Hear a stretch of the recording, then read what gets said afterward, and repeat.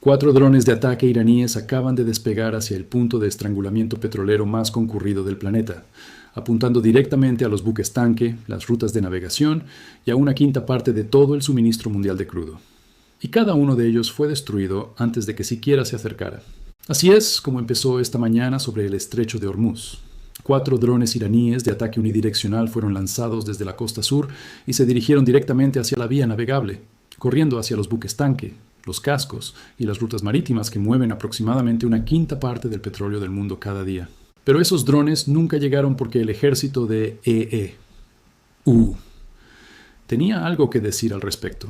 Cada uno de ellos fue derribado sobre aguas abiertas antes de que alcanzara un barco o a un marinero. Luego, la situación tomó la dirección completamente opuesta. Drones estadounidenses cruzaron la costa iraní junto a aviones de combate, siendo probablemente la primera vez que aviones de combate se han aliado directamente con drones de ataque autónomos en este escenario, dirigiendo municiones de precisión directamente a los propios ojos y oídos del régimen y enviando su estructura de mando a un estado de pánico total. Detente a considerar lo que esa primera parte representa realmente antes de continuar. 4 rastreos de drones separados lanzados simultáneamente desde territorio iraní, apuntados a una de las vías navegables más significativas económicamente del planeta. Y ni uno solo sobrevivió al contacto con las defensas estadounidenses. Eso no es una intercepción afortunada ni un solo disparo con suerte. Eso es una canalización de detección a eliminación completamente integrada, funcionando exactamente como fue diseñada, contra una amenaza multieje genuinamente coordinada en cuestión de minutos. Los sitios de radar de vigilancia costera en tierra firme fueron absolutamente desmantelados. Hay imágenes de una torre de comunicaciones que simplemente no tuvo oportunidad de sobrevivir, aplastada bajo armas de ataque a distancia, bombas guiadas lanzadas desde aviones de combate y ataques coordinados con drones, todos impactando a la vez. Un desmantelamiento sistemático de los propios ojos y oídos del régimen, los nodos de radar y comunicaciones en las islas, junto con una torre en una isla cercana más pequeña, fueron alcanzados durante las primeras horas de la mañana, y toda la imagen de alerta temprana de Irán a lo largo del estrecho se apagó, así de simple. La respuesta de Irán, como era de esperar, fue devolver el fuego. 7 misiles balísticos dirigidos a Kuwait y Bahrein, 6 fueron derribados. El séptimo se estrelló de cara contra el desierto por sí solo, sin llegar a su objetivo previsto. Y de alguna manera, ese resultado fue seguido por lo que solo puede describirse como una vuelta de victoria. Un asesor senior cercano a la cúpula de Irán apareció en cámara y dijo a los funcionarios estadounidenses, palabra por palabra, que el suministro de misiles de Irán es ilimitado, mientras que los sistemas de defensa de misiles estadounidenses están agotados. Esa afirmación se produjo la misma semana en que 6 de esos misiles supuestamente ilimitados se convirtieron en chatarra ilimitada esparcida por el suelo del desierto y el océano. El CGRI calificó el ataque estadounidense como ineficaz e insistió en que el régimen sigue ganando política, defensiva y económicamente. 6 de 7 misiles interceptados dicen lo contrario, y ese séptimo está actualmente boca abajo en la arena. Aquí está exactamente lo que sucedió, y el armamento estadounidense que hizo que pareciera casi sin esfuerzo, porque la enorme cantidad de tecnología coordinada involucrada en hacer que todo esto caiga inofensivamente del cielo es genuinamente notable. La propia declaración pública del CENTCOM lo expuso claramente. Las fuerzas estadounidenses interceptaron múltiples misiles balísticos y drones iraníes lanzados hacia el estrecho y hacia los vecinos del Golfo. Justo antes de eso, una declaración separada indicaba que las fuerzas estadounidenses habían derribado 4 drones iraníes de ataque unidireccional lanzados hacia el estrecho, describiéndolos como una amenaza inmediata para el tráfico marítimo regional, y confirmó que las fuerzas estadounidenses atacaron posteriormente sitios de radar de vigilancia costera iraníes para defenderse de nuevos ataques, con una línea de cierre sobre mantenerse vigilantes y preparados para responder a la agresión iraní no justificada en legítima defensa. Así es como se desarrolló realmente toda la secuencia, dividida en 3 movimientos distintos. El movimiento 1 perteneció al CGRI. Las fuerzas iraníes abrieron fuego contra 4 buques petroleros que intentaban salir del estrecho, sin lo que el régimen considera la autorización adecuada. Porque, según la visión de los clérigos, ellos son efectivamente dueños de cada barco que transita por esa vía navegable, y el paso requiere su bendición, lo que en la práctica significa pagar un peaje informal. Detuvieron un barco después de una advertencia, hicieron retroceder al resto y luego lanzaron 4 drones de ataque unidireccional directamente hacia la propia vía navegable. El CENTCOM intervino y eliminó a los 4 antes de que llegaran a las rutas de navegación. Y derribar 4 amenazas de drones independientes de forma simultánea no es genuinamente una tarea operativa trivial, independientemente de lo rutinario que pueda parecer desde el exterior. Piensa en lo que realmente experimenta el operador de un buque petrolero durante un momento como ese. Un buque comercial con una tripulación civil que simplemente intenta mover carga a través de aguas internacionales se encuentra de repente tratado como una moneda de cambio en una lucha de poder regional con la que no tiene nada que ver. Ese es el costo humano práctico que subyace al marco estratégico. Tripulaciones reales, carga real y grandes intereses económicos atrapados directamente en medio de una campaña coercitiva destinada a extraer concesiones de gobiernos situados a miles de millas de distancia del propio barco. El Movimiento 2 fue la respuesta estadounidense, dirigida específicamente a los sensores que permitían estos ataques en primer lugar, los ojos y oídos que le permitían al CGRI ejercer un control real sobre el estrecho. Eso significaba los sitios de radar costero y una torre de comunicaciones que alimentaba la imagen de objetivos de Irán. El marco oficial detrás del ataque fue la legítima defensa del tráfico marítimo que pasa a través de la vía navegable. El 3 llegó horas después. 7 misiles balísticos disparados contra Bahrein y Kuwait. 6 fueron interceptados sin que se informara de bajas estadounidenses. Irán llegó a afirmar que había destruido una importante instalación de la sede naval estadounidense en Bahrein, una afirmación especialmente audaz, dado que una afirmación más modesta podría haber tenido al menos algo de plausibilidad. El CENTCOM desmintió eso de forma inmediata e inequívoca. No hubo informes de daños al personal de EE. Y las afirmaciones iraníes de haber dañado esa instalación eran falsas. Irán va a lanzar cualquier retórica que pueda manejar, independientemente de lo que haya sucedido realmente sobre el terreno. Pero la verdadera historia aquí nunca fue lo que Irán afirmó. Es con lo que América realmente respondió. Por lo tanto, abramos la caja de herramientas porque este intercambio mostró un sistema de defensa genuinamente escalonado, construido pieza por pieza precisamente porque así es como sistemas como este realmente tienen que funcionar en la práctica. La capa 1 es el hallazgo. Nada se mueve a través del estrecho sin que las fuerzas estadounidenses lo vean primero. Aviones de patrulla marítima y drones de vigilancia de gran autonomía componen la imagen marítima completa desde arriba. Los destructores equipados con el sistema Aegis iluminan el cielo con un avanzado radar de matriz en fase y los satélites vigilan directamente los sitios de lanzamiento conocidos.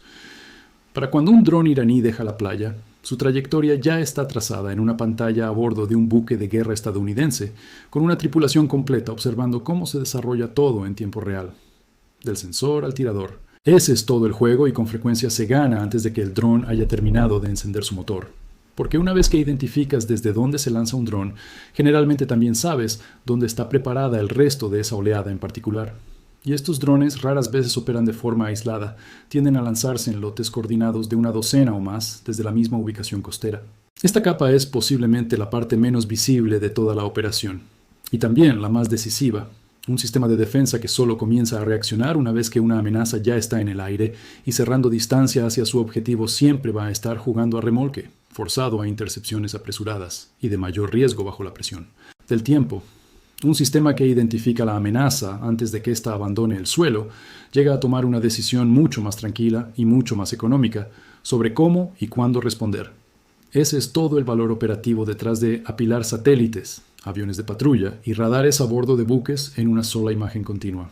Convierte un despliegue reactivo en una intervención planificada con tiempo de sobra. La capa 2 es la superioridad aérea combinada con la lucha electrónica. En lo alto, aviones de combate equipados con sistemas de cohetes guiados de precisión dominan efectivamente el espacio aéreo, recibiendo información en tiempo real de aviones de patrulla, plataformas de alerta temprana aerotransportadas y aviones dedicados al ataque electrónico. Ese avión de ataque electrónico hace el trabajo que nadie ve realmente, interfiriendo el radar y las comunicaciones iraníes hasta que toda su imagen operativa colapsa en interferencias, mientras que los sistemas estadounidenses permanecen cristalinos todo el tiempo. No puedes golpear lo que no puedes ver. Y una vez que ese avión de interferencia aparece en su posición, Irán efectivamente no puede ver nada en absoluto. La capa 3 es derrotar a los drones de forma económica, y aquí es donde la economía de todo el intercambio importa genuinamente. No se puede derribar razonablemente un dron de bajo costo utilizando un misil de varios millones de dólares. Esas matemáticas simplemente no se sostienen a lo largo de una campaña prolongada. Aquí es exactamente donde la vieja crítica a la doctrina de defensa aérea estadounidense deja de aplicarse. Durante años, la queja estándar era que quemaría un interceptor de varios millones de dólares para derribar un dron de $50,000. Así, ya no es como funciona esto. Estos drones están siendo gestionados con un presupuesto real utilizando cohetes, guiados por láser, diseñados originalmente para casos de uso mucho menos exóticos, con un precio de aproximadamente $35,000 por disparo, y un solo caza capaz de llevar hasta 30 de ellos en una configuración, completamente cargada para la destrucción de drones. Contra un enjambre de drones de ataque lentos y de vuelo bajo con motores no mucho más sofisticados que los de un cortacésped, esa es una pelea genuinamente justa desde el punto de vista económico. No porque el avión y el dron estén igualados en capacidad, sino porque el costo por baja finalmente tiene sentido en ambos lados del balance. Más de cerca, los barcos que realmente ejecutan el bloqueo llevan un sistema de cañón guiado por radar de disparo rápido como última línea de defensa. Un sistema de armas de alcance cercano que funciona como el portero final, lanzando un muro de fuego de cañón rápido a cualquier cosa que consiga colarse más allá de la pantalla de cohetes más lejana. Y la capa más nueva y barata de todas son los láseres embarcados de energía dirigida, capaces de derribar un dron esencialmente por el costo de la electricidad necesaria para disparar el haz. Un comandante senior lo expresó de la manera más clara posible. Estados Unidos se ha situado firmemente en el lado correcto de la curva de costos, derribando drones con un valor de aproximadamente $100,000 utilizando armas que cuestan una pequeña fracción de eso. Esa frase de el lado correcto de la curva de costos tiene un gran peso y vale la pena desglosar por qué importa tanto estratégicamente. Durante años, toda la premisa detrás de la guerra con enjambres de drones descansaba en una simple asimetría. Atacantes baratos y desechables que obligaban a una defensa costosa y limitada a gastar mucho más por enfrentamiento de lo que el atacante gastó jamás. Esa asimetría es exactamente lo que convirtió a los enjambres de drones en una herramienta atractiva para un régimen con capacidad industrial limitada, pero con mucha costa y mucho tiempo. Cada capa descrita aquí, los cohetes guiados, el cañón de disparo rápido y especialmente los láseres, existen específicamente para romper esa asimetría y devolverla al atacante. Una vez que el costo por baja del defensor cae por debajo del costo por dron del atacante, toda la lógica estratégica detrás de los ataques masivos con drones colapsa. No importa cuántas unidades pueda seguir produciendo el bando. Atacante. La capa 4 está reservada para los interceptores realmente costosos, y ese presupuesto se guarda específicamente para amenazas de misiles balísticos más grandes. Esta es una distinción que tiende a perderse en la cobertura más amplia de estos enfrentamientos. Los interceptores de millones de dólares ya no se están malgastando en drones, punto final. Están reservados exclusivamente para la única categoría de amenaza que realmente justifica ese costo, porque los propios misiles balísticos iraníes cuestan millones de dólares para fabricarse y desplegarse. Cuando Irán lanzó una descarga de 7 misiles hacia Bahrein y Kuwait, ese es precisamente el armamento de primera categoría que salió a relucir en respuesta. Una familia de misiles interceptores lanzados desde buques destructores equipados con el sistema Aegis, donde una sola unidad puede costar bastante más de $2 millones, desplegados específicamente para atrapar un misil balístico durante su fase de impulso. Eso está respaldado por baterías Patriot del ejército en tierra y por sistemas capaces de interceptar misiles balísticos a gran altitud en la atmósfera superior, utilizando pura fuerza cinética en lugar de una ojiva explosiva. Esencialmente, un enorme poste telefónico de metal sin necesidad de carga explosiva alguna, simplemente con suficiente masa y velocidad de aproximación para obliterar un misil entrante antes de que pueda alcanzar a una nación socia del Golfo o a una base estadounidense. 6 de los 7 misiles disparados esa mañana fueron derribados. El 7º falló por sí solo y nunca necesitó ser interceptado, lo cual cuenta como una victoria de todos modos, ya que no se tuvo que gastar ningún interceptor en un misil que efectivamente iba a fallar por su propia cuenta. En este punto, los sistemas de seguimiento estadounidenses normalmente pueden predecir la trayectoria de un misil casi inmediatamente después del lanzamiento, y no hay razón para desperdiciar un interceptor de $2 millones en algo que ya está en camino de derribarse a sí mismo. Es el equivalente funcional a mirar un automóvil que ya ha perdido el control de su propia dirección. No necesitas intervenir en un choque que ya está sucediendo por sí solo. Para eso es precisamente para lo que está construido un sistema de interceptación de primera categoría. para detener un misil balístico genuinamente dirigido a una base llena de personal estadounidense o a un vecindario en una nación socia, no para perseguir un sistema que ya está fallando por sí solo. También hay una disciplina integrada en esa moderación que vale la pena señalar directamente. Sería fácil, y podría decirse que tentador desde el punto de vista de las relaciones públicas, interceptar cada lanzamiento de manera individual, independientemente de si realmente se necesita, simplemente para producir un historial limpio y uniforme de blanqueo, defensivo perfecto. Elegir, en su lugar, dejar que un misil que realmente está fallando falle por sí solo y reservar la costosa interceptación solo para las amenazas que realmente la requieren, refleja una postura operativa bastante sólida, una centrada en la sostenibilidad a lo largo de una larga campaña. En lugar de un titular impecable, tras una sola noche. La capa 5 en este punto es el contraataque y se está desarrollando como un genuino intercambio de ojo por ojo mientras las negociaciones parecen haberse estancado por completo. Drones de ataque unidireccional. Estadounidenses se aliaron directamente con aviones de combate para atacar las islas que Irán ha estado utilizando para la vigilancia costera.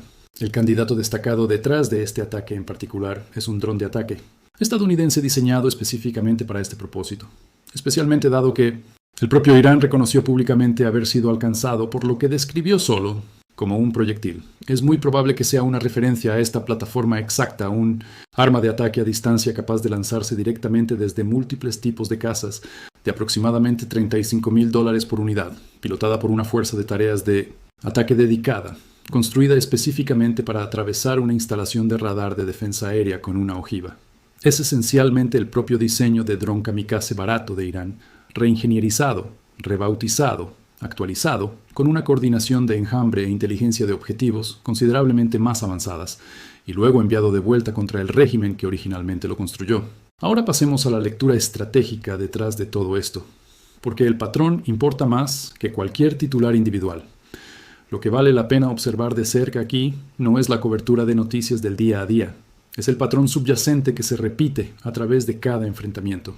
Irán lanza amenazas baratas y producidas en masa, enjambres de drones, descargas de misiles, enjambres de lanchas. Los petroleros son obligados a regresar, los drones son derribados, 6 de 7 misiles son eliminados. Y los sitios de radar costero se siguen apagando con Irán perdiendo mediblemente más de esa infraestructura cada día. En cada ronda, el régimen gasta algo que realmente no puede reemplazar fácilmente y no obtiene esencialmente nada medible a cambio. Eso no es realmente un punto muerto. Es una resta lenta y deliberada de lo que Irán es realmente capaz de hacer, un intercambio a la vez.